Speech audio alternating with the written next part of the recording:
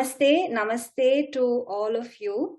A warm welcome to all of you to the 5th edition of the Indic Samvad series that is being organized by the Center for Consciousness Studies and Inner Transformation under the Indic Academy. I would like to invite you all for an invocation before we start today's Samvad. So let's all try and center ourselves.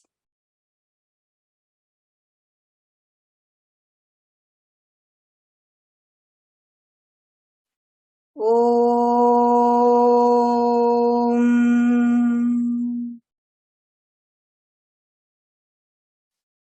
Sahana Vavatu Sahanau Bhunaktu Sahaviryam Karavavahai Tejasvinavadhitamastu Ma Vidvishavahai. Om Shanti Shanti Shanti. Harihi Om Shri Gurubhyo Namaha. Harihi Om.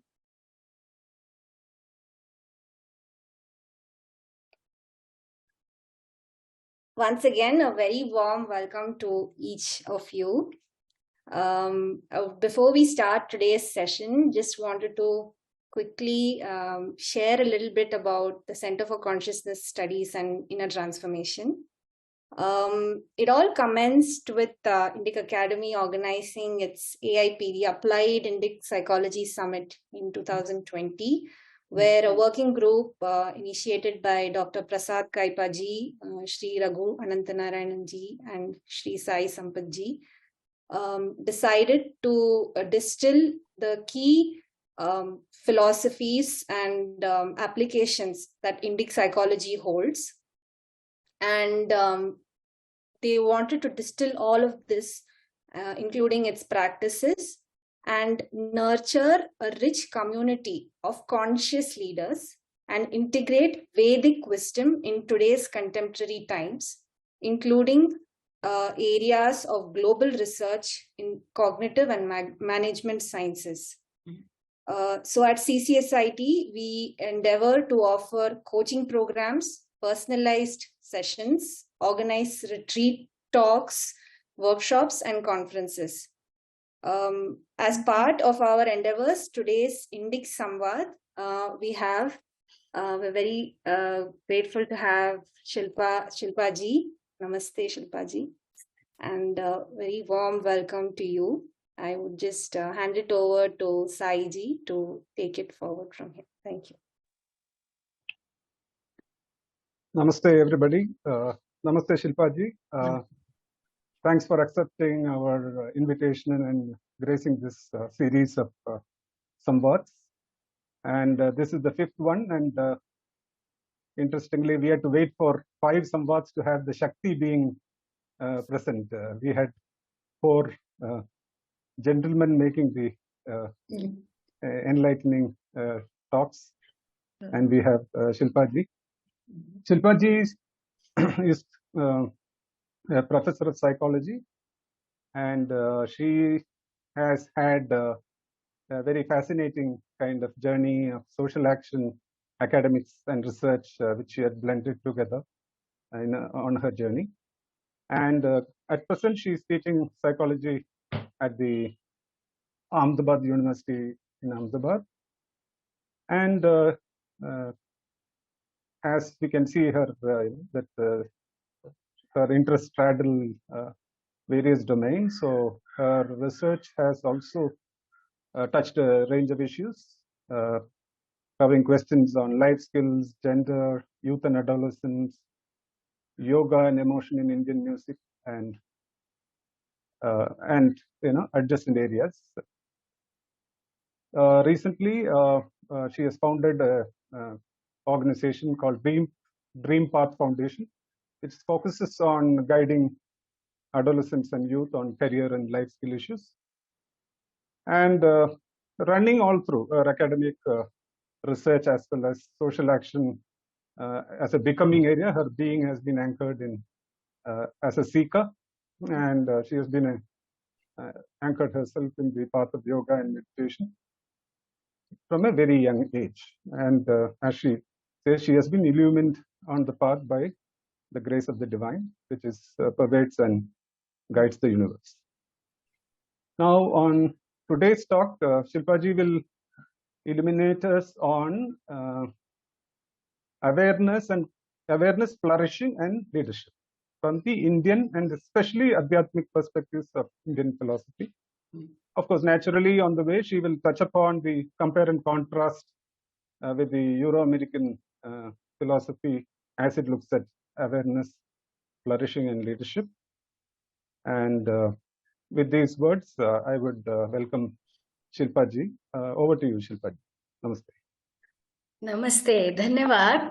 And I am really so thankful to you for mentioning that, this is the fifth one, and today was Panchami till 9 o'clock in the morning. So it's good. And Panchami is a very important honor and a truth for all women.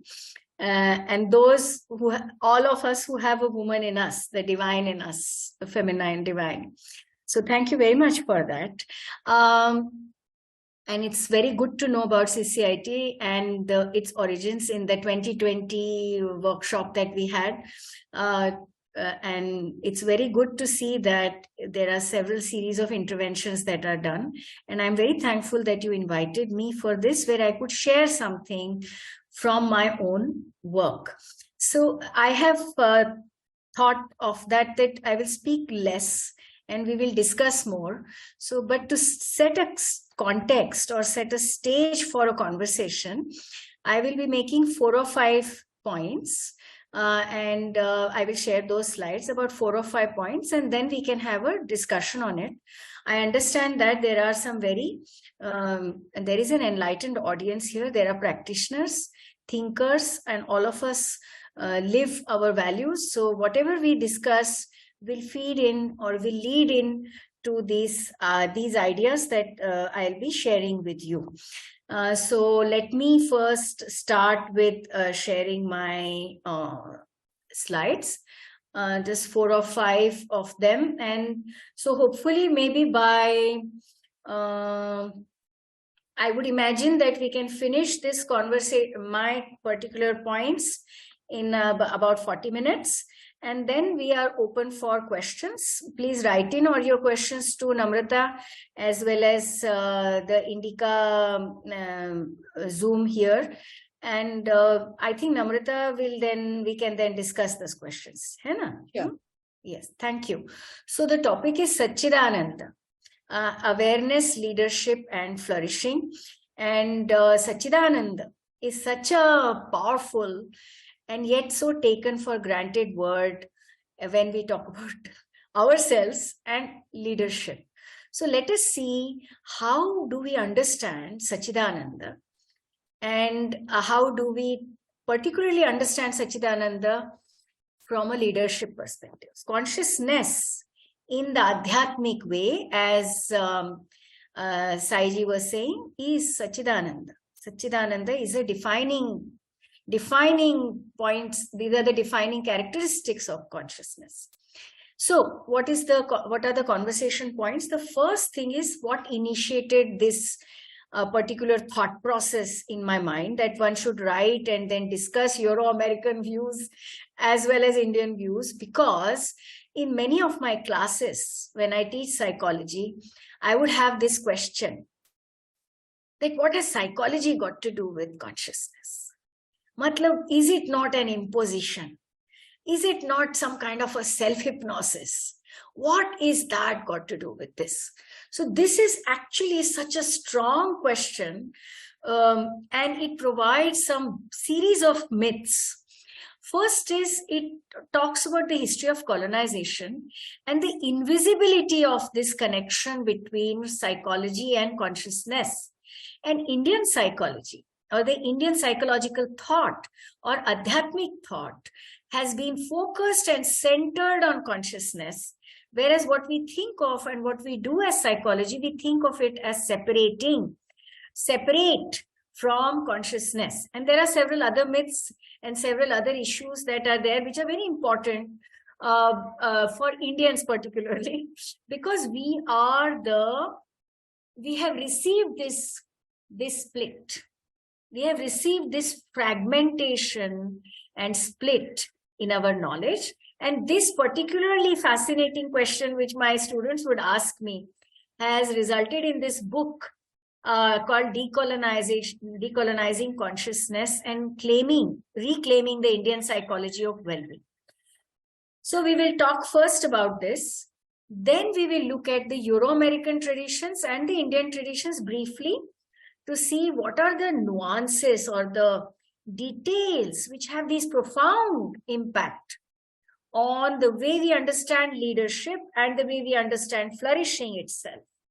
There are positives on both sides. I'm not going to take a particular side. As one time Saiji said in that 2020 meeting, when there was a lot of debate happening on some questions, Saiji said he's watching, he's witnessing.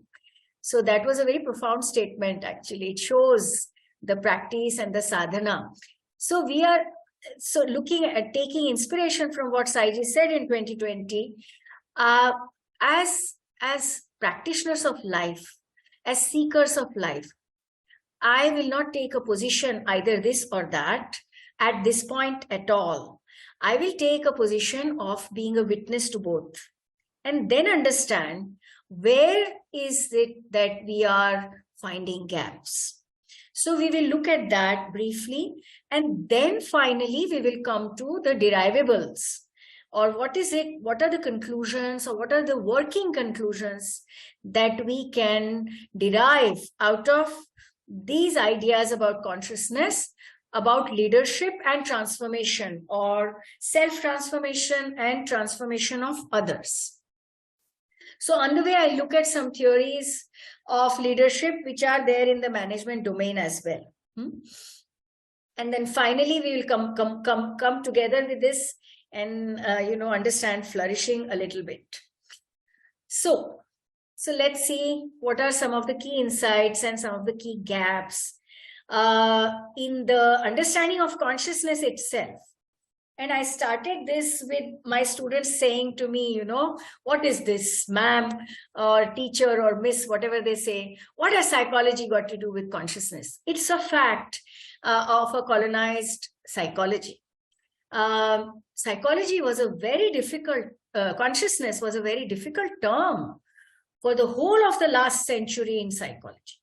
And this is such an important point for us to appreciate, because in the last century, starting from Swami Vivekananda, who we first remember as the, in the Guru tradition in the last century, starting from Swamiji, a series of masters from India and Asia went and engaged with the European and the American traditions consciously.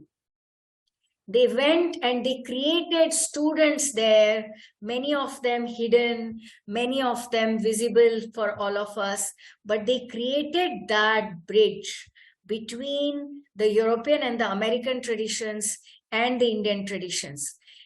So it is true that we were colonized by brute force, and so much of the Indian traditions became invisible. But as a leadership point, the great masters took it upon themselves to not attack them, but to involve them, to cultivate studentship in generations of people across the biases of communities and cultures and races. So this is first thing. It was difficult, and even now to a lot of people in psychology, academic psychology, it is very difficult to understand what is consciousness. The second point, after paying my respects to the Guru tradition, is that the focus of psychology as it grew in Europe and America has been on measurement. And so therefore, the key advance that has happened, which I mentioned in my book for my students as well, is the advances in neurosciences. So rather than talking about things, in a fuzzy way, based on your assumptions about life and all that stuff, the advances in neurosciences allow people to look at a consciousness in the brain in a much better manner. And this created what some scholars, especially Dreyfus, if you read, or Damasio. So I'm going to mention a few academicians on the way. Please don't mind it. It's in good spirit of knowing with diligence. But we will not be limited to that. When we discuss, we will discuss it as a practice as well. So Dreyfus and Damasio, you will see that, and a lot of scholars, Siderities and others, they created what is now called as a consciousness boom in psychology. So there is a tradition of research coming from Buddhist and mindfulness perspective, and also from meditation perspective, which looks at consciousness, altered states of consciousness, and what are the neuroscience correlates of it. So these are very important points now. And if you see the recent books, textbooks, as well as recent discussion books, there is now a body of literature in all streams, including in biology. For example, there is now a discussion about consciousness and self-awareness among animals and even among fish, for example. And they have created tests to see that, and there's a lot of debate happening. So right now, there's a fascinating amount of research on self-awareness, since, that might be very interesting. It's very interesting for my students who are very empirically oriented within quotes. So there's a very fascinating research now on self-awareness among fish or among horses, or and so on and so forth. And now we are finding that a lot of higher mammals experience self-awareness. They experience themselves as unique, by the way, and you can measure it through some tests. Of course, there are debates about it, but that's what the word boom means. So now, in European and American tradition, we have moved from the last century to this century, and there are several key advances in that. One is the advance in instrumentation to measure. Second is some new concepts which align with the Asian and the Indian traditions, including the Buddhist and the Hindu traditions. For example, the discovery of mirror neurons, the idea of neuroplasticity, the idea of neurogenesis throughout the lifespan have literally brought neuroscience and psychology at the edge of a paradigm change. Really, it's going to topple over there and do a Shirshasana very soon. So really we have traveled, and that is because of the grace of the tradition, which went and cultivated students there, gave them their love and their affection, and created groups and groups of meditators across the world. Now, in the traditional academic European tradition, this is one point that we should still hold, is that consciousness was discussed as a analytical philosophy, as an argument, but not, so this is a key difference now, not as self-experience. And that's where adhyatma comes in. So you are looking at consciousness as an argumentation, as an analytical strategy, where you say, does it exist? Does it not exist? What way it exists? What way? So obviously there is a power to logic, but the key change, or very profound shift, and a qualitatively profound shift, is in Indian psychology or Indian psychological thought, or adhyatma. Not only is consciousness central, it is central in the Vedas and the Vedanta. It is central across traditions. They may think of it as, as a property or not. That's a different story, okay? But still, it is an important point of attention in the whole of Indian psychology. It's like a core aspect of it. And particularly in Vedanta, I take the example of Mandukya Upanishad, which talks of consciousness in a very embodied fashion. And that, I think, is a good bridge for students or inquiring people, because one of the biggest myths which we Indians have taken in because of this split between consciousness and psychology is that we tend to think, all of us tend to think of consciousness only as transcendental. Whereas Mandukya Upanishad particularly mentions consciousness as embodied and transcendental. So this split is not there right in Mandukya Upanishad. Mandukya Upanishad is talking about consciousness in Swapna, in Jagrati, and in Sushupti, and it is talking of the fourth. So this is a very profound difference, which most of our students don't understand, or even grown-ups, so-called grown-ups, all of us don't understand. So is conscious, and this binary, this split continues in the Euro-American traditions, which is not found integrally, which is not found civilizationally in the Indian tradition, which is, it is embodied and it is transcendental. So the Mandukya Upanishad is actually a great starting point for people who are very body oriented. And so that's one. Then the second myth, or the second split that most of us Indians have, and both of these are very important for our leadership question, is active versus passive, and that is also not a split. Consciousness, because of its Swatantra Shakti, and Saiji took the name of Panchami today, so that divine feminine, that Swatantra Shakti, that Shakti, Shiva Shakti, is so Swatantra that the consciousness can be active and the consciousness can be passive. This distinction, this split is so wrong, and I will connect it to leadership here, is that we tend to think that those who are action-oriented are leaders, and those who are not able, those who are witnessing, are not acting, are not doing anything.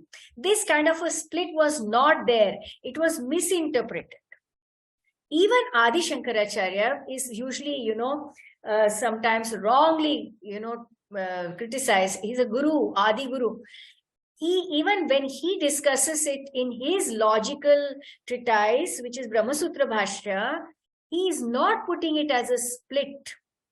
He's saying it one after the other. So first or if you see Sadananda's Vedanta Sara, he says first you finish your karma and then you go to Brahma Jignasa, which is not to say that you are splitting it into two. You are just sequencing it different, right? So in psychology, you might have heard of it if you know psychology here among the participants, or whoever is listening, that you have the figure and ground relationship in Gestalt, right? So active, passive, the Shiva Shakti is the figure and ground movement. Sometimes figure gets back into background and the ground comes in front. And this idea is not mine or anyone else's. It is from the great Kashmiri Shaiva tradition, which is also the Advaita tradition, which talks of this foregrounding and backgrounding of active and passive consciousness. So what are the 2 points that we fix here? What are the 2 points that we say here?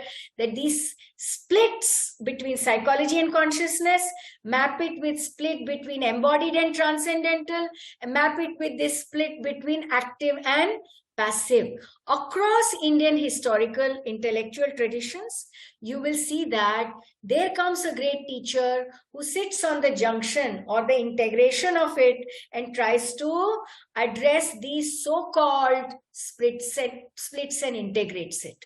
So the life of the great master Adi Shankara, the life of the great master Sri Ramanujacharya, the life of the great Natha yogis, the lives of the great Bhakta saints, they sit at these junctions where they are so-called splits which people don't understand, and they integrate it and show it for you.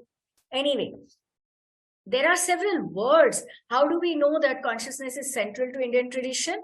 We know that consciousness is central to Indian tradition because there are several specific words for it with their own pravritti nimitta. Chit, samvit, vastu, atman, sachidananda, and nija. Nija is another word which is not written here. Each has a particular qualitative nuance to it. Swarupa, nijaswarupa, nijaswarupa, and so on. Okay. Now, in Hindu traditions, I'm taking this definition of Sachidananda today. But if it was a different context, one could take Chit, or one could take Samvit, or one could take Vastu, and so on and so forth. And one could refer to specific Upanishads depending on the objective of that discussion on consciousness. So I did mention that the most fascinating aspect or the distinction between the Euro-American traditions of analyzing consciousness and the Indian traditions is that the Indian tradition starts with Swanu bhuti. So what do you feel? What is your experience is a valid testimony. But there is a catch, and we'll come to the catch in about a minute. Not every testimony is a valid testimony. What defines that validity is important. Be that as it may, we'll come to that point. But this is accepted as in fact, it is the first step in many traditions of then looking at the logical arguments and then looking at the practice of the understanding of consciousness. Okay. Now, so in the Western, broadly Western, West to us, not to China tradition, the pathway of self-realization and the logic of it and modeling of it was not well traced. So you don't see the arc of the trajectory of it. Like what you see in Jivan Mukti Vivek, for example, you don't see the arc or the trajectory of that growth of a person or the personhood or the leadership in that way. You don't see that modeling, which you see in, say, a text like Jivan Mukti Vivek, where you see a clear model about the life of a Jivan Mukta. So these key binaries have created this problem for consciousness research, and they're still struggling with it. Now, be that as it may, at this point of time, consciousness in Euro-American tradition, there is still a problem in defining it. It's a serious problem, and it's a good problem to have.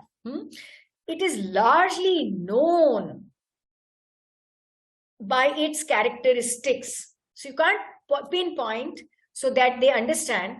And I'm going to identify 3 basic characteristics under which psychology studies, modern contemporary psychology, not contemporary is a better word than modern.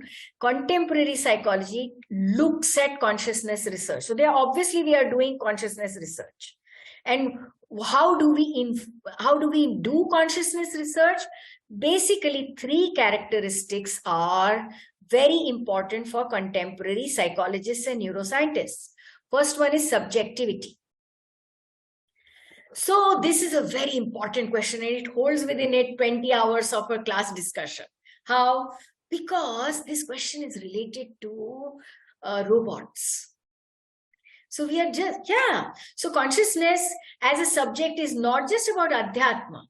Consciousness is a fundamental question to say, and this is a very good point for our class. In my class of young people, I say, how do you know that Alexa is alive? or not? How do you know that Siri is conscious or not? Is she conscious? Is it conscious? What is that? So this computer, for example, it has now a camera, which is like a visual apparatus. It has an audio video, which is like an auditory apparatus. Very soon it might even have touch apparatuses, and very soon it might have olfactory apparatuses. Does this now become conscious? It's a fundamental question. Can it now think for itself? It's a fundamental question. So, of course, it is about adhyatma. I'm not denying. Please, let's not get into binaries. But this is a great question that psychologists are looking at. Phenomenal awareness, which is called the me and the mindness of experience. I'll come to it in a minute. Then the quality of experience. Qualia. You know, I don't know what kind of an audience this is, but in my classes, I know my audiences, so I can see them and I can see their tastes and preferences. So one of the examples that I give is, what amount of sourness do you like in your buttermilk? Do you like a very sour buttermilk? Do you like a very mildly sour buttermilk? Do you like buttermilk with milk in it? Do you like it with asafoetida in it? And so on and so forth. Similarly, the question of how much fermentation do you like in your idli? Do you like a very highly fermented sour idli? Or do you like just mildly fermented idli? That is qualia. So so what was the first point? That the senses, I gave that point about sensory apparatuses. So the senses bring in information, and then the mind body self processes it. If you look at the contemporary psychology and consciousness, okay? So the thing about robots and the distinction between two human beings and a third robot would be that there are 3 children in the family, each like 3 different types of fermented idlis or doshe, right? Somebody likes crisp, somebody likes crisp and soft, somebody likes very soft, and so on. That is the quality of experience. Right? It's a very profound question of an embodied consciousness. And you will see that this is related to pratyahara. If we have the time, we'll go to that. But this is embodied consciousness, and yoga is talking about pratyahara. In Ayurveda, you say that the more you use your senses, the less sensitive they become. Right? So can you note the difference of a very sour buttermilk and a less sour buttermilk? Or, the idli texture, that is embodied consciousness, or the crispiness of the dosa, or the sourness of tamarind versus the sourness of lemon, or the sourness of tamarind, lemon, and mango. This is who makes that, who grasps that qualitative difference? What grasps that qualitative? What? Vastu. What grasps that qualitative difference? So it is embodied. We are at an embodied level now. Before we jump to adhyatma directly and get into transcendental, because we are living in this body-mind. So, does it mean that the Indian traditions, especially of leadership and flourishing, particularly of flourishing, directly ask you to go to samadhi? No, they don't. You have not read, you have not practiced. So, this is qualia. Ahara pratyahara. Mitahara in Bhagavad Gita. Mitahara, chapter 6. So, qualia is one thing. Now, qualia means that every person understands the quality of that experience. And the more refined that quality of experience is, the more the person is flourishing. In the Indian traditions. Means that, do you know the difference between Sa and Re? That is auditory flourishing. Do you know the difference between Sindhu Bhairavi and Todi? Do you know the difference between Mukesh and Lata Mangeshkar? It's very broad. I hope everybody recognizes that, right? So this is qualia, the quality of your experience. And this means all the five senses. All the five senses are sitting here. Then comes the final blockbuster. The blockbuster is that we recognize everything from the five senses, correct, in this body, but what organizes them as a unity of consciousness? Which means that you see something with the help of the rays of light. You hear something in hertz from sound waves.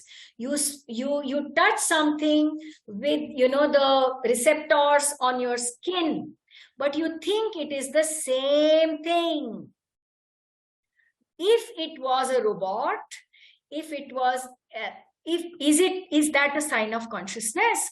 So the sign of consciousness is, I see a red ball, or a young child sees a red ball, and the young child bites the red ball, and the young child doesn't think that these are two separate snapshots of actions.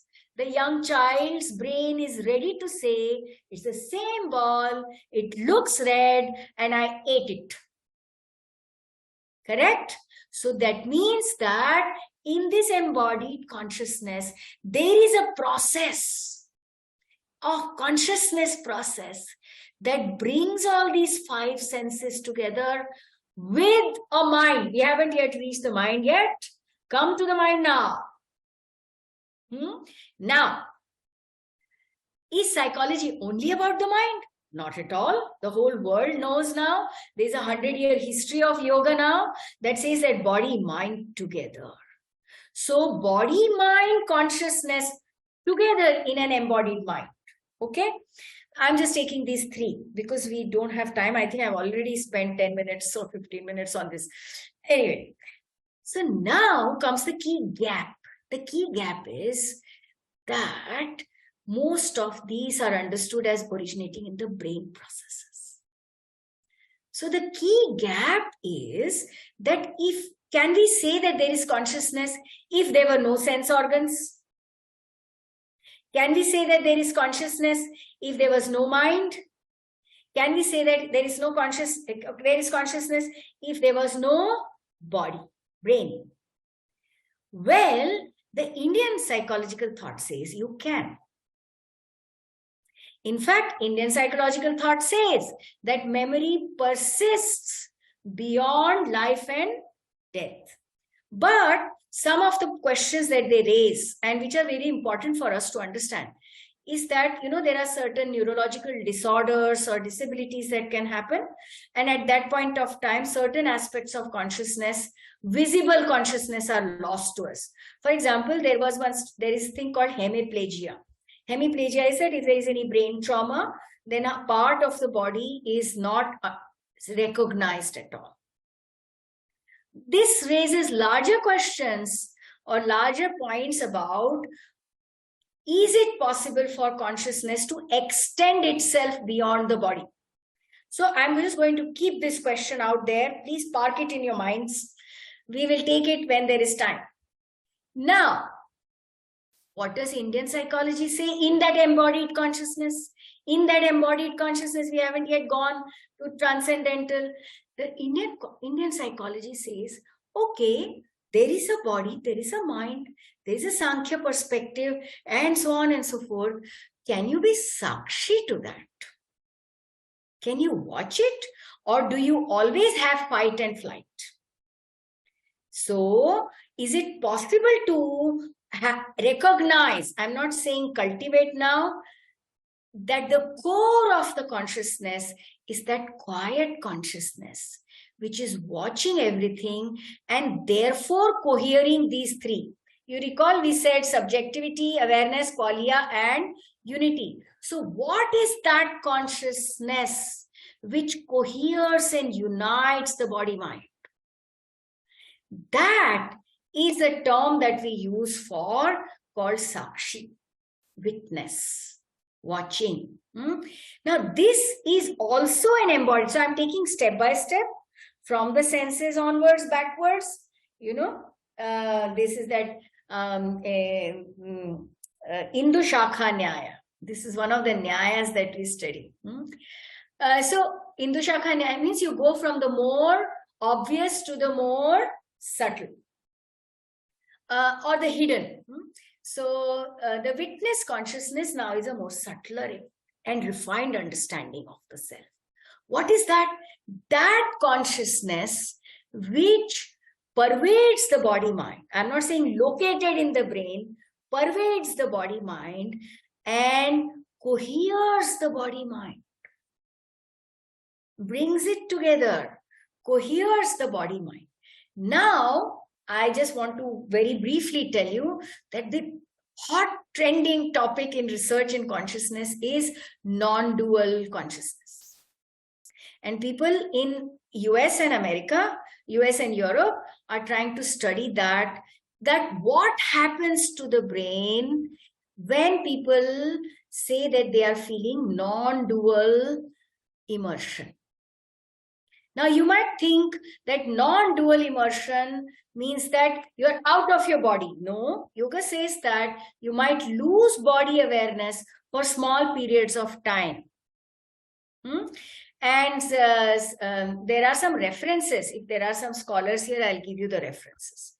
So the point of the matter is that in several creativity researches, for example, they find that for brief moments of time, you lose your body awareness, which means your conscious awareness of your body. You don't go out of the body, you lose your conscious awareness of body.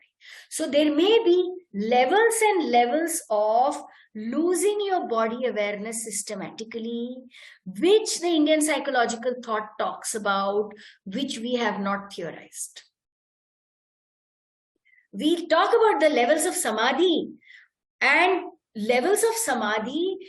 losing of the body awareness step by step needs to be done further.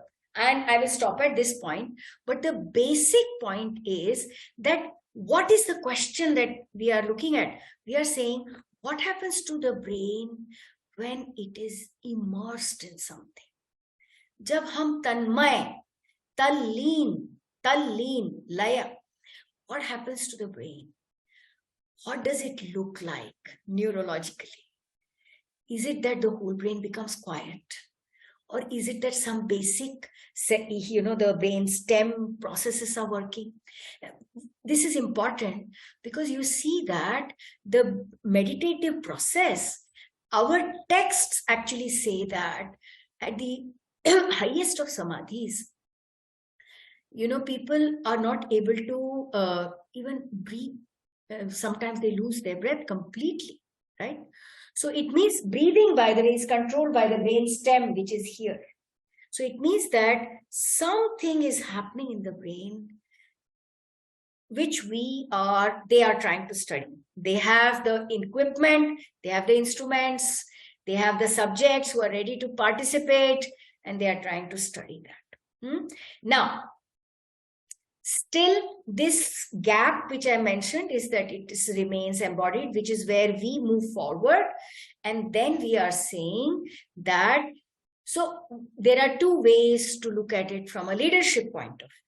One point is, can we just look at leadership till the Sakshi level? And then can we look at the leadership beyond the Sakshi level, calibrated, when you lose your sense of body awareness for longer and longer periods of time, till there may be points where you may not have even a breath. It should be possible. It should be possible to map that. And especially I mentioned Jivan Mukti Viveka. Jivan Mukti Viveka actually makes me feel so that it is so possible. There have been several researches written on the recent Jivan Muktas, particularly Swami Vivekananda and all. So, Sri Aurobindo, Sri Krishnamacharya, then Krishnamurti, J. Krishnamurti, right? So, certainly you cannot have a consistent experience of immersion and losing body-mind awareness, but there are strong experiences that happen periodically and more often in the lives of the Jivan Muktas. So it should, but the key point neurologically is that when they come out of their Samadhi state, they seem to take back those embodied mind identities again. They choose that, right? So it means something is happening in the brain and then something else is happening in the brain, which also means that brain is an instrument, which means that consciousness is beyond the brain, but we have not yet proved it. We are waiting for those researches to come. Anyway, assume that you want to stay still at that sakshi level. ठीक है ना? उसके लिए तो बहुत मेहनत करना पड़ेगा. Now we have connected it to psychology. Sakshi is embodied mind and an n-minded body. Embodied mind, n-minded body, and a consciousness that coheres, that unites, that integrates all at the minimum. ठीक है? अब ऐसा अगर है तो फिर भी आपको what are the implications for leadership and flourishing? First off the block is refined sensory processes. Very refined listening skills. You know, in leadership theories, they talk about a leader has to be a listener. हाँ, ठीक है. Very refined listening skills. Now, if you listen, you just don't listen to the tone of you just don't listen to the person. You listen to the tone, you listen to the pitch, you listen to the nuances, all of that, you listen and you note. So that was auditory listening, right? You see well. You see clearly, not only clearly, you do what is called as micro-observation. We teach micro-observation to our counselors. You know, micro-observations. Now there are neuroscience studies about, you know, what do we observe when we observe a face? Apart from that, now there are fascinating studies on infants, which say that infants are born to observe expressions and emotions. Yes. So that's just simply amazing, right? And this mirroring, so that's the third point. So first auditory, second visual, then refined sensory processes in terms of taste. So please connect it to Sattva Rajas Tamas. Please connect it to Ayurveda. Please connect it to an embodied mind and an n-minded body, which is a very good instrument of observation. Perfect instrument of observation. Now, so I did 5 senses, and then it also makes us think and realize what we call as an inner awareness. There is a technical term for it in psychology. We are aware of our inner processes of this n-minded body, right?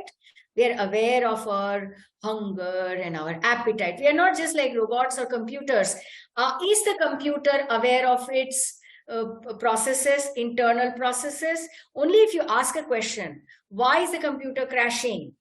And probably AI might tell you, oh, I think the computer is crashing because, you know, your memory is too high or something like that. But we are constantly, minute by minute, moment by moment, breath by breath, aware of our inner processes. We are aware that we are feeling hungry. We are aware that we are perspiring. We are aware that we are not able to think. We are aware that we did not sleep at night. So what is this point of a refined embodied mind and an n-minded body? Is an excellent internal and external observation, right? This is totally related to leadership. This is totally related to flourishing. By just your presence as a refined instrument, you can change the processes of the other person. And the term that we use for that is shared attention. It's not a mystical thing. Shared attention is not a mystical thing. You share attention when you're watching a football match with 20,000 people. Every time there's a goal happens, 50,000 people get up and start dancing. Similarly, a refined instrument is a leader because in their shared attention, others become refined. Nothing mystical about it. Nothing mystical. If a refined leader is aware of their time, other people are also aware of their time. Nothing mystical about it. We can measure it though. Now, from an internal point of view, so fourth point on this, from an internal point of view, a leader from an Indian psychology consciousness-based perspective becomes more and more refined of things which are verbal and non-verbal, and more nuanced of what is said and what is not said. What is a mantra and what is the silence? What is the japa and what is the ajapa? And so on. And this witness, established witness consciousness, then brings that equanimity. Now, there is another concept that we study in Yoga Sutras, which is Vairagya, which we cannot take it here at this point of time. But be that as it may, I have given this strictly on the body-mind part. But from a mind to self perspective, like Indian psychology says that there are multiple ideas of self. And I'm not saying that they are either or. None of us say that. There are I have coined this term, nested conceptions of self. And this is an English coining, but this comes from the great master Ramanujacharya's works. So he is the guru. A nested conception of self is when you identify with your body, then your self is the body. Right? The next conception of self is when you identify with your relationships, you have a relational concept of the body, of yourself, sorry. When you identify with your community or collective or nation, etc., you have a collective sense of self. Right? And when you identify with the core nature of consciousness, that which coheres, that which is aware, that which is attending the process of it, the system that brings it together, that is your awareness of yourself as such. So there's no term for it in English. That is your self as such. So this self as such is the process of cohering, the process of recognizing, the process of being creative, the impulse. That's what they say, spurti. The impulse, the spanda of recognizing, the spanda of creativity is beyond name, correct? Is beyond gender, is beyond identity. That is consciousness, and that is expressed in you, me, and every other person who's wandering around here. Finally, if we do a more detailed study of it, and some of I can give references of my other papers, you come to a very fluid understanding of yourself, which gives you very flexible. You become very flexible, and that's why you will become a polymath, as Saiji was saying, because your understanding of this self becomes very fluid in a social conventional sense. You don't retain that dogma that I am this and therefore I am this. Ab kuch nahi ho sakta. So this is called as a metacognitive awareness, if there are some psychologists here. So now this brings flexibility of positions and actions in social context, and therefore a leader from an Indian psychology point of view must be a great sakshi and be very flexible in their approaches. Kuch nahi hota. Because you are a sakshi, you know what's happening, you know why you're doing it, you are able to understand the consequences of it, and you're ready to take the consequences of it as well. So this brings the flexibility of positions and actions in social context. So now, if we wanted to go more into depth in that, we could come to specific pathways of attention, memory, decision-making, etc., etc.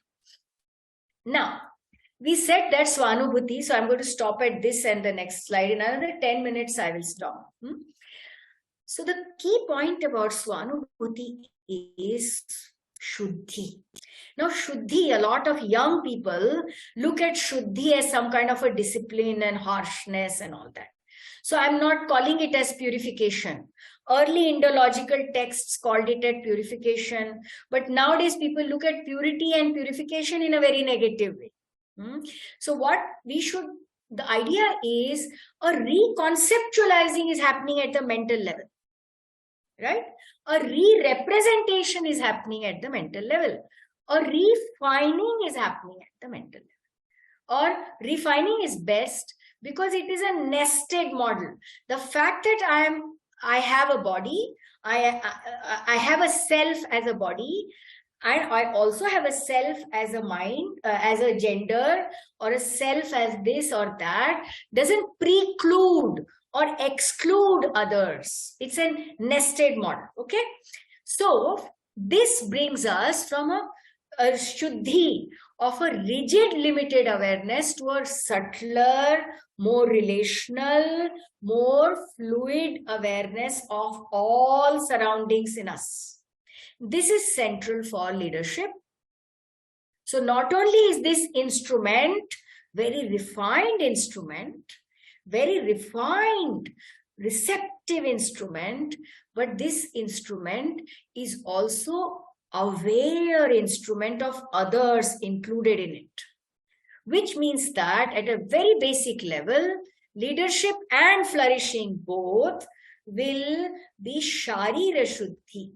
Sharira Shuddhi, which is what we do in Hatha Yoga. Indriya Shuddhi, which is what we do in Ahara and Pratyahara. And in Sattva Rajas Tamas, when we are studying Ayurveda, Bhava Shuddhi is central.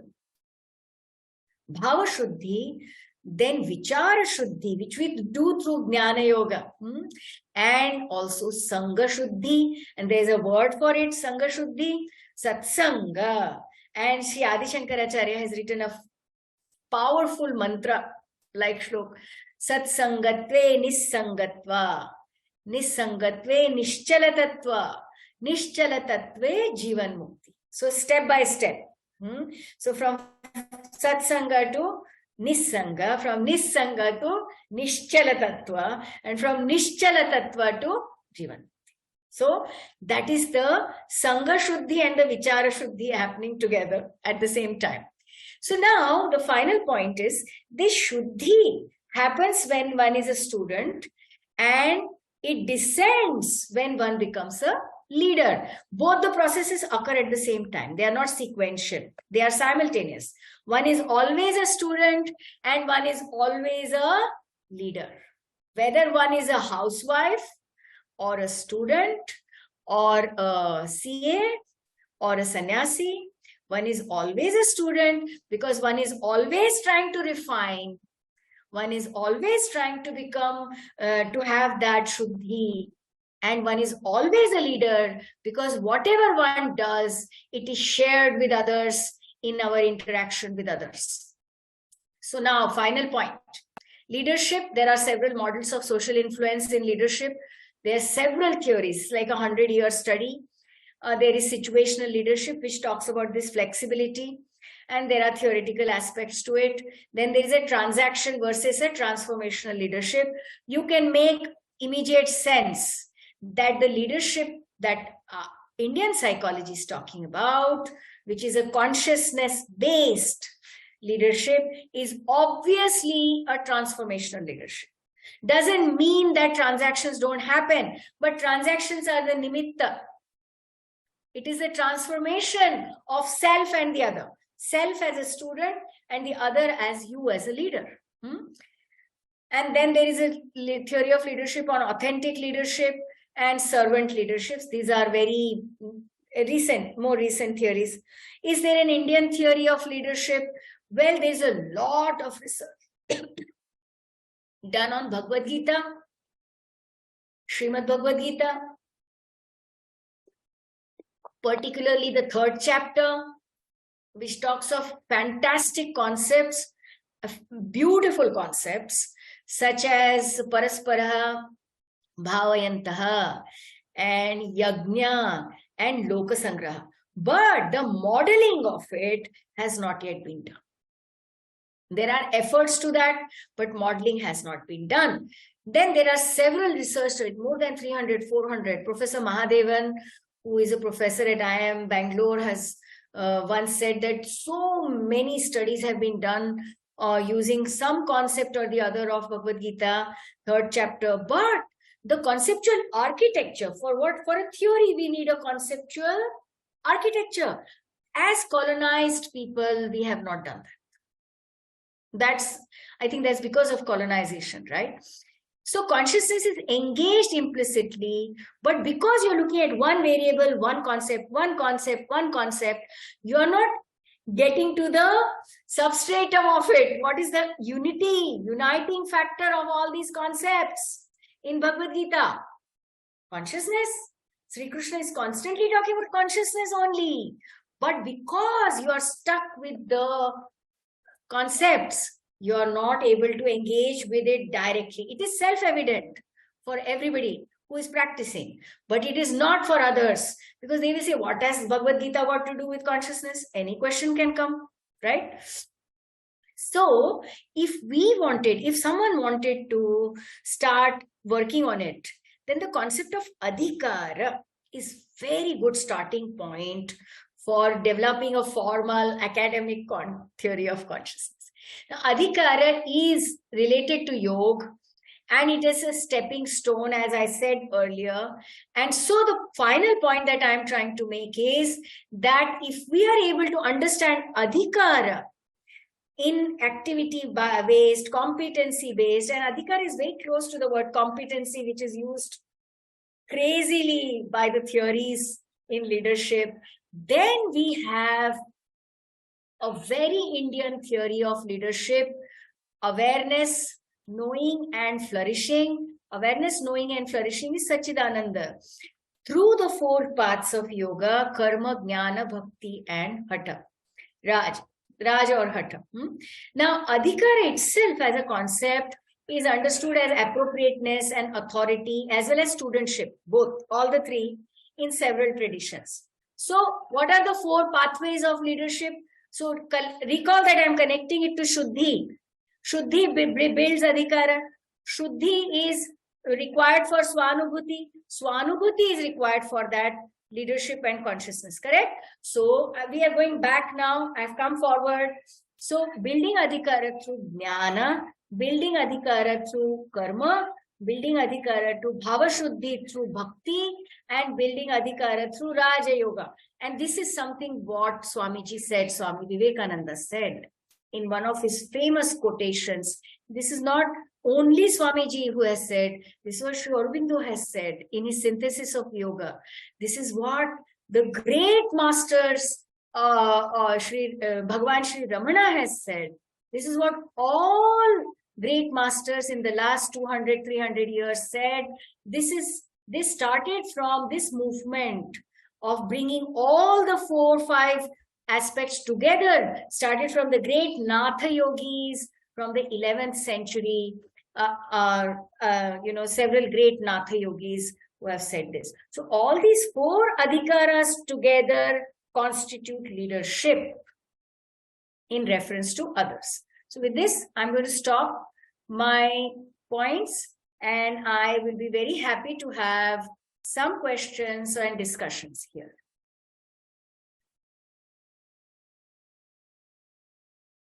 I think we have time for questions. Yes, yes, we do, Shilpaji. We are having several questions. Also wanted to just take a moment and share. We have Prasadji also here amongst us. Namaste, namaste. Namaste. Yeah. I have one question to start with, if I might ask. When you talk about adhikara, so the arhata, right? That is the arhata, that is, you have to have the eligibility, and then you have a certain right to be able to do. How is that you are connecting it to flourishing? I don't understand that. So that's wonderful. Thank you, Prasadji. So adhikar means both studentship and authority. So studentship or the eligibility comes from Shuddhi. Yeah. And Shuddhi, the more Shuddhi happens, the more flourishing happens. One flourishes in whatever one eats, one finds a great sense of sensitivity and receptivity and joy, and then satisfaction comes. So eligibility part of it, as one keeps doing Shuddhi, Bhava Shuddhi, Indriya Shuddhi, Achara Shuddhi, flourishing comes naturally. And how does flourishing show? If someone asks me, how do you measure flourishing? Then flourishing will be measured through the expression of an experience of positive emotions. And right, we can do that. There are several tools which we can use to measure flourishing in someone else. Satisfaction, life satisfaction, contentment, joy, enthusiasm, excitement, creativity, surprise, etc., etc., etc. So on and so forth. So eligibility is created by Shuddhi, and Shuddhi creates flourishing. That's the first part of your question. Now, after a particular point of Shuddhi, one cannot be, Shuddha in one room. Okay? So one is being everywhere, one is with that embodied mind, right? Or that end-minded body. So one is interacting, one is talking to others. So the idea of leadership as social influence, not just positional leadership like a CEO, but as a leadership, which means a presence that influences others to change their behavior or their thought process, will start. Will start because you're flourishing, and will start with that concept of shared attention. In fact, shared attention, I gave the example of a football match, but in this particular context in which you are asking this question, it occurs in the context of mentorship. So what is happening in mentorship is that there is shared attention, and in that shared attention, your refinement is getting communicated verbally as well as non-verbally through observation by the mentee. So these two processes for me are simultaneous after a point. They may start sequentially, but they are simultaneous after a point. Eligibility and studentship and flourishing and leadership and communication and social influence will become simultaneous after some point. I hope that is fine. Thank you so much. Yes, thank you very much. Yeah, thank you. Hari Om. Yeah. Hari Om. Can I ask a question? Yes, please. Yes. So Shilpa ji, first of all, thank you for brilliantly cohering the in-depth thought in psychology. I mean, it's been one of the most dynamic bringing together that I have experienced ever. Thank you. The question I have actually connects to the talk or a panel conversation we are going to have on the same platform 2 weeks from now. What is conscious leadership? If you can build on the foundation you have laid so beautifully and answer this question of what is conscious leadership going beyond what you have already shared, that would be really useful for us. Thank you, Anil Bhai. I think the purpose of this was to just, share conversations with each other. The last slide, which I can develop, since you have asked me this question, I could take my time and develop the last one. So after doing this kind of a thing, building adhikara in self and in others would be my first of response to your question. Building adhikara in self and in others would be conscious leadership, but I would work on the last slide and then probably elaborate on that. I cannot give Ashuddha answer. I'm sorry. I will need to do more thinking. I don't want to give Ashuddha answers. But my first intuition from whatever, we have had a conversation would be to build adhikara in self and in others is leadership. Thank you. Namaskar. Yeah. There are other questions as well. Yeah, I'll just go on reading those out to you, Shilpaji. Raghavanji is asking, is qualia, meaning layers of consciousness, or that one needs to progress from one layer to the next? Excellent. That's a great question. So the Buddhists, actually in their texts, and it would have become too long then, Buddhists actually thought that each sensory modality brings its own consciousness. Okay, but their understanding or defining of that consciousness was not the yogic or the Hindu yogic understanding. Okay, their consciousness understanding is that I'm conscious of it, which is what we basically try to understand in this definition of conscious leadership, right? So, which is what I need to make Shuddhikarana for the audiences in English language. The point is, in the brain, sensory data is noted separately. Auditory data is noted separately. Visual, textural touch data is noted separately, and so on and so forth. But does it mean that they are stacked as layers? No. In the Patanjali's Yoga Sutra, we actually we have sequencing of it. And the sequencing of it is done that in the use of the word or the concept tanmatra. So there is a sequencing of it which you progressively lose as you lose body awareness. Now, a very interesting research result that comes from infant research is that research around people who die. So at those 2 points is that the auditory sense is lost last and develops first. So if someone can, so this actually so profound that the auditory sense develops first, which means that the child from the 7th month is able to listen. They have no language right now, but the brain is listening. And the auditory sense is lost last.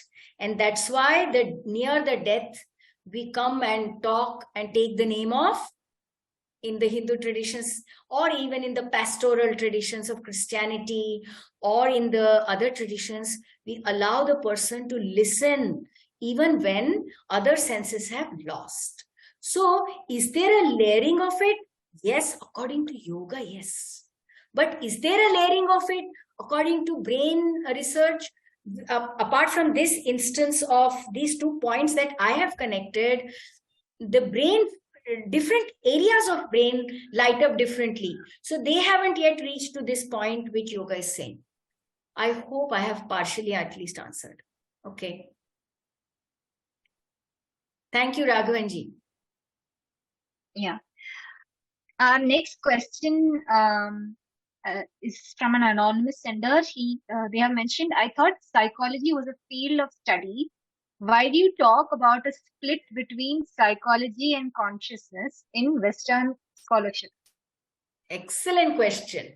So psychology was a field of study, and when I was studying psychology, which is about 30 years back, I was told that psychology is a study of observable behavior alone. That's it. So intentions cannot be measured, so intentions are not studied. Thoughts cannot be measured, so thoughts are not. How can you study thoughts? Even now you can't study thoughts. You can only study whether the brain lights up or not. But you cannot study thought. You cannot write out a thought like this. You can study states of agitation and anxiety through the EEG signatures. right? So you have an electroencephalogram which shows different signatures if you are sleeping, if you're agitated, or if you're relaxing. So if you're meditating, even though you don't say that I'm meditating, your brain signature might show a different pattern than a person who is agitated and who is saying, no, I'm very calm.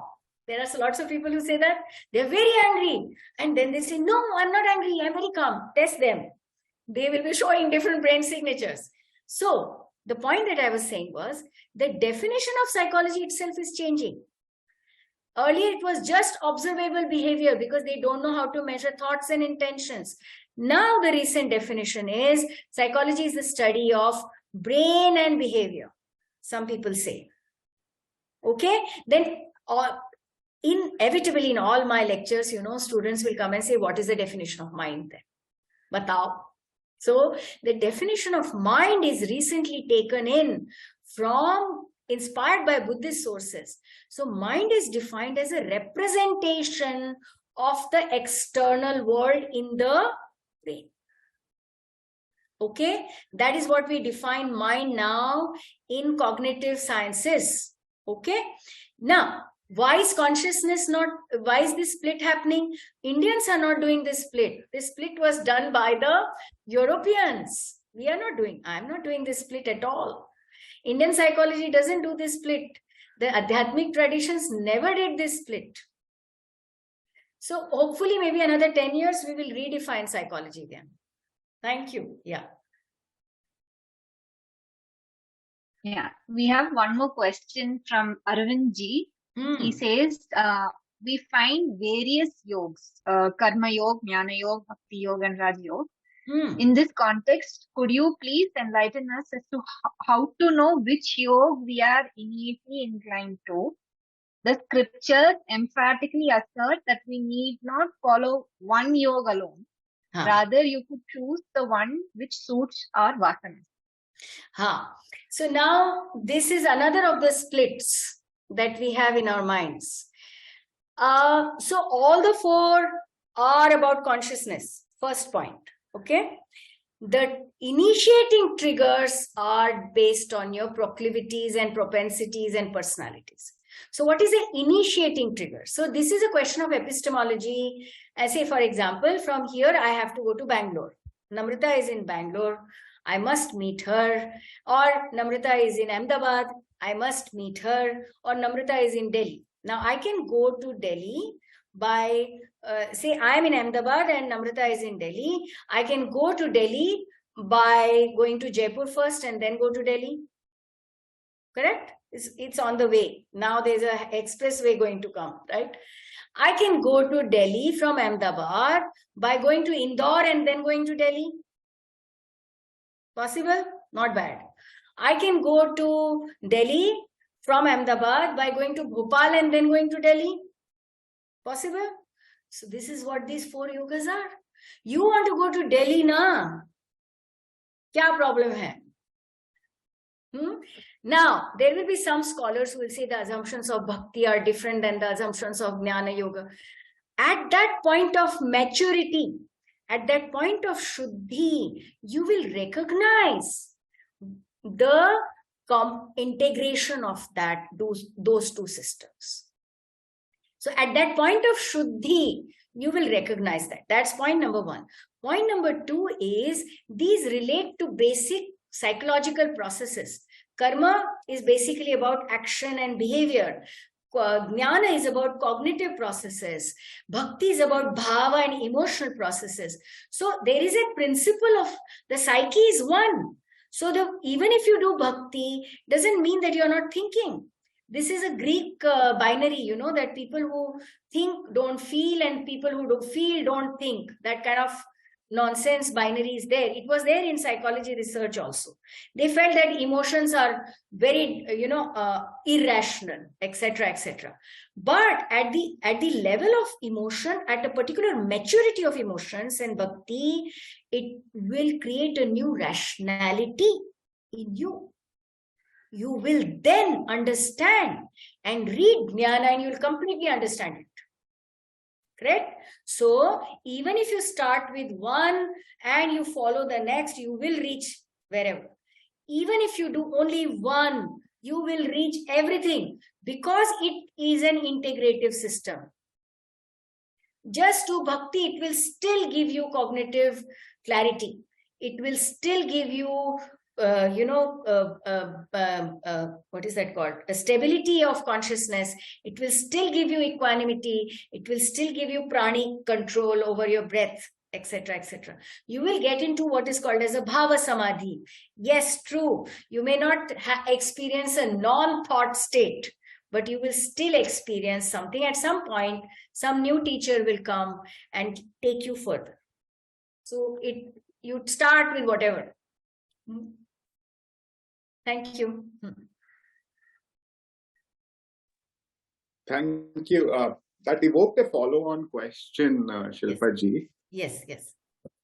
From the Euro-American side, the Freud and the Jungian specifically, and from the Indic side, the integral psychology of Sri Aurobindo specifically, would love to hear a little more nuanced distinctions. I think you've laid a very solid foundation of the overall distinction, but would love to hear your perspective on the nuanced Freudian, Jungian, and integral psychology. Oh, thank you. That's such a great question. So I think Freud was a person of his times. I mean, I will start with Freud first. Freud was a person of his times. So he was limited by his times. He has given some fascinating insights, but those insights are very limited, and they are limited to distressed states of consciousness. He was important enough to recognize the point about non-conscious behavior or non-conscious psyche. I agree. And probably to the extent that people have disturbances and distress in them, they can, and all of us can connect with the analytical thought, the Freudian thought, the initial ones. Freud was wrong in many ways, in several ways, in fact. One of the things that Freud was wrong was this idea of eros and thanatos alone, and so on. But he was right in some ways when it comes to distress and your inability to discuss it and process it within you. Right? So there are lots of people who have analyzed psychoanalysis and yoga. My teacher, Dr. Anand Paranspe, recently wrote a book on it, a whole book on it. And he wrote a whole book on this concept that he gave called regression. And he connected regression to the line that Krishnamacharya said, Pratipaksha, it's about Pratipaksha, to go back in the second chapter of Patanjali's Yoga Sutra. Not Pratipaksha, Pratiprasava. So he was wrong in several ways. And nowadays in psychology, we don't give him a lot of prominence. In fact, we find that non-psychologists, social sciences give him a lot of prominence. In fact, I give case studies of Hans or case study of hysteria or his textbooks, and my students critique those terribly, right? So there are some things he was able to identify like a non-conscious, but I think he was wrong in many ways. Jung, in fact, visited India pre-independence. And he has written in his book, and when I read it, I was so shocked. He has written in his book that these men, and he's talking about pre-independence India, these men, they wear diaper-like cloth. He is referring to dhoti. So he clearly had a huge culture shock, and he clearly had a difficult time to process what he was seeing. He was just so shocked with it. And he also mentions a very interesting thing, which was in early psychoanalysis about, Bhruguvalli in Taittiriya Upanishad. Bhruguvalli talks about food. And the idea of food and the understanding of food in Bhruguvalli is quite different from what Freudians usually talk about. So he was quite shocked about it. There's a chapter of his written, and it's quite, you read it and you are so shocked about it. He did pick up a few things And there's a lot of debate and controversy on it, but I do think he picked up a few things without citing them, typical of a colonial mentality. He picked up a few things. One is mandala, and second is archetype. And he also then found an addition to Freud, in the sense that he said that our non-conscious can be collective and positive as well. To the extent that he was able to take these healing insights into the suffering European context, and Europe was really suffering at that point of time, and it is even now. Europe is suffering, going through a very bad time. I think he was able to provide a ray of hope. Now, archetypes are not limited to a body. Sri Aurobindo is a grand master who is able to compare. So find the point there here. Sri Aurobindo, because of his education in the UK and his background, for which, he took that birth, he was able to see through the Western philosophers, and he was able to articulate he was able to put in the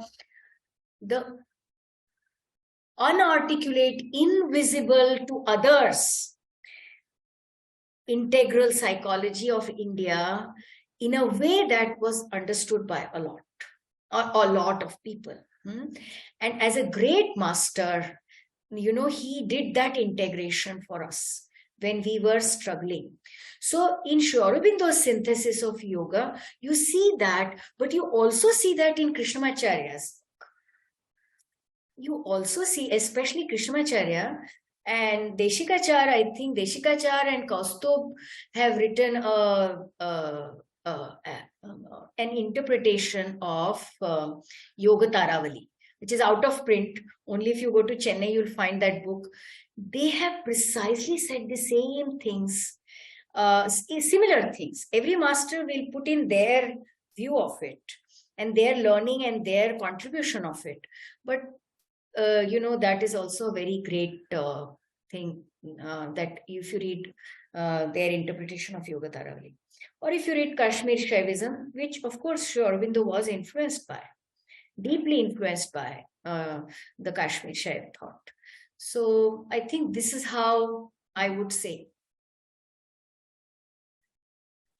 Thank you so much. You suddenly connected my deep connections with Sri Aurobindo, Krishnamacharya tradition, Kashmir Shaivism, and others in a way that I myself had not connected before. Thank you so much. Thank you. Thank you.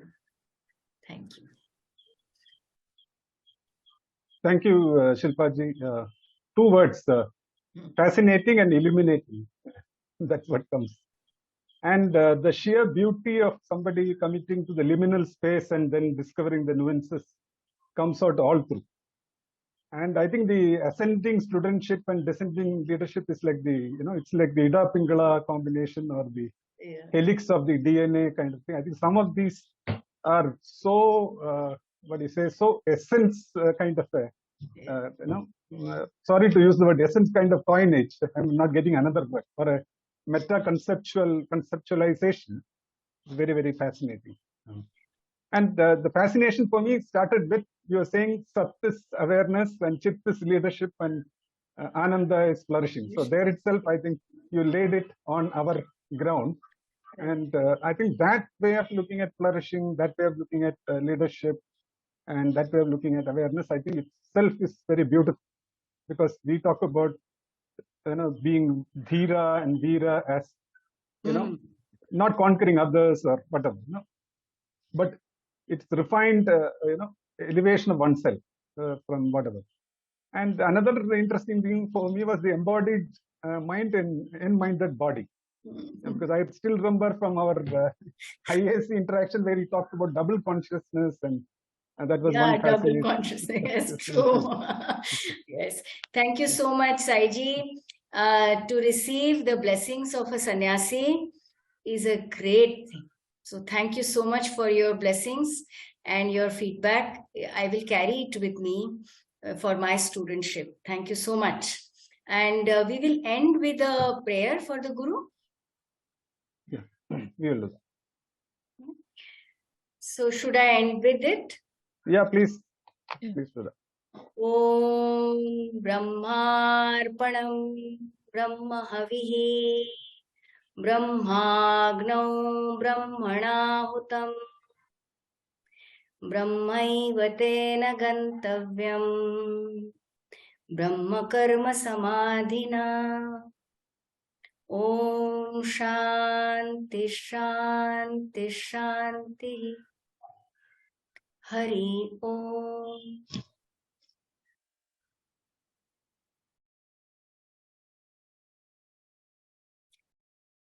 Chaliye. Thank you very much. Thank you very much, Shilpa. Thank you. Really Thank appreciate you. it. Hari Om.